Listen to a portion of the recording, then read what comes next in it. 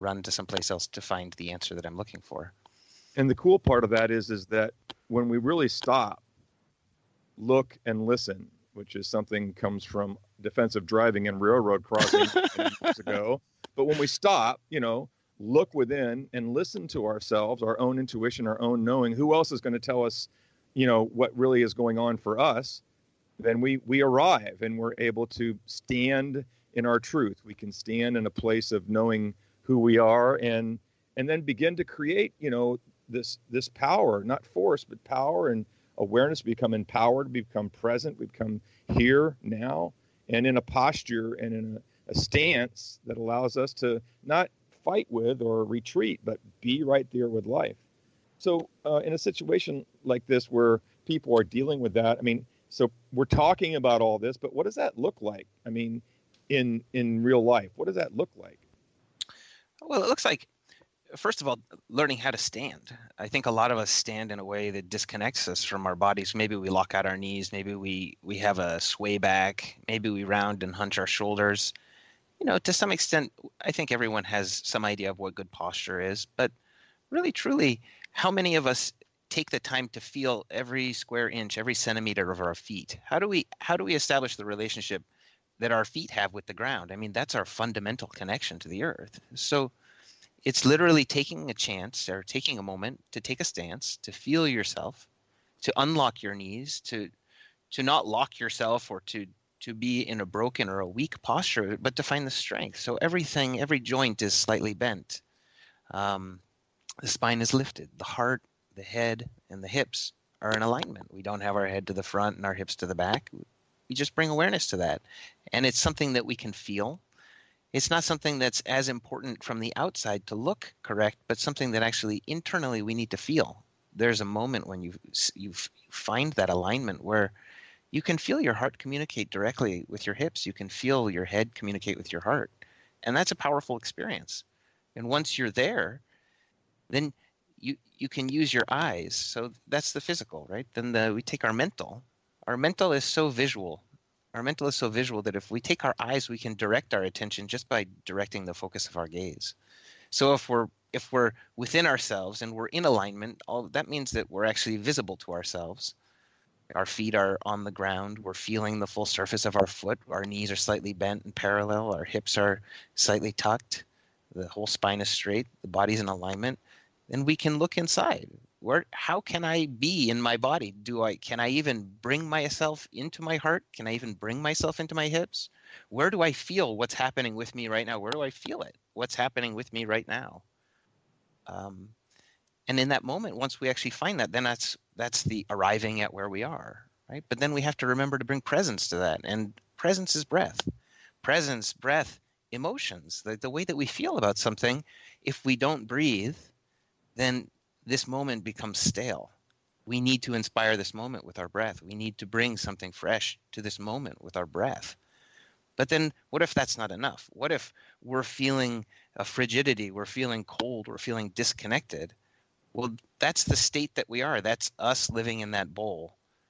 But then when we tap into the river, we realize that our coldness is perfectly matched to heaven's warmness, to the sun's warmth, to the light of the stars of the galaxies, to the churning of the oceans. All of these processes are constantly happening all around us.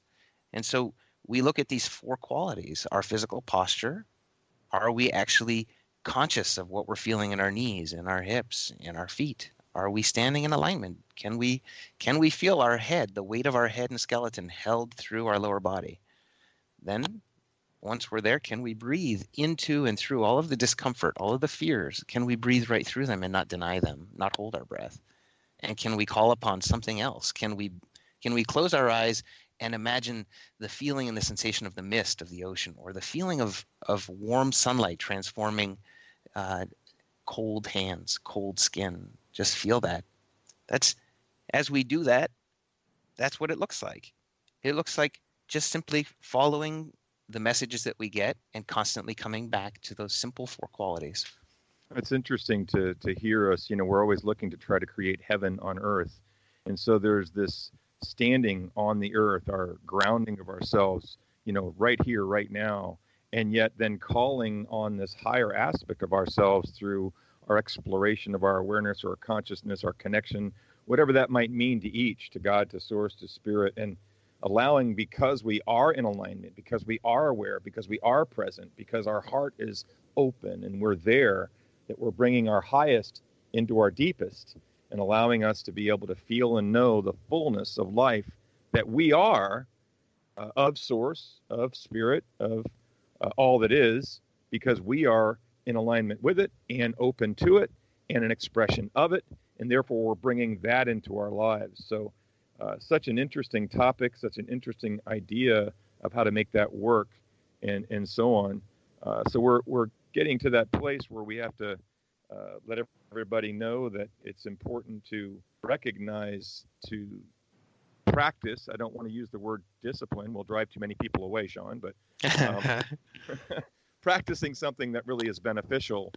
In your case, this posture and breath and being present and aware and there. And in my case, I talk about meditation and introspection and contemplation and being present and aware, all of it bringing about this union of who we are, this connection to all that is with us that allows us to feel and know the fullness of ourselves in relationship to life, in relationship to the river of life that's moving through us, this alignment to and with spirit that we're an expression of, that really is our highest, letting us see how we can deal with whatever's coming up, let it go, cleanse it with the river, bring something else in. There's so much to do. So it's a great system that you've created there, and I want people to know that they have the opportunity to be able to work with you in that manner. Not only do you have this transformation system that you've created, but as an acupuncturist and an energetic healer, and working at 360, owning 360-degree wellness, they have an opportunity to be able to experience this directly with your assistance and support. And that's done here in Sarasota. You can reach Sean at aware122@gmail.com for his email. And you can also go to his website at www.360degreewellness.com. And he's always there and available for you to be able to assist you in your journey and help you find your alignment and help his system and other tools that he has to work with you. So thank you for being with us today, Sean. I appreciate you being a part of the show and sharing all of who you are with us. Well, thank you so much, Jim. I really enjoyed being here. All right. Well, know that as Sean is doing what he's doing, so am I at Sarasota Center of Light. Don't hesitate to contact us there, learning about awareness, meditation, learning about being connected to spirit, to source in your own way, and finding ways and means to be able to make a difference in seeing your life for what it is, making choices, creating a different path, connecting to and allowing spirit through the alignment process that Sean offers, through different practices that we teach and support people in at the center to make a difference in their lives. You can reach me at revjimtoole@gmail.com, and you can see what's going on at the center at sarasotacenteroflight.com. Be sure to look us up and see what's going on there and how it might fit into what you might want to see, be, or express and experience. And be sure to get in touch with Sean and recognize how important this kind of a system can be and a difference it can make in your life. Everybody have a blessed and wonderful day. And thank you again, Sean, for being here. Thank you so much, Jim. I really enjoyed it.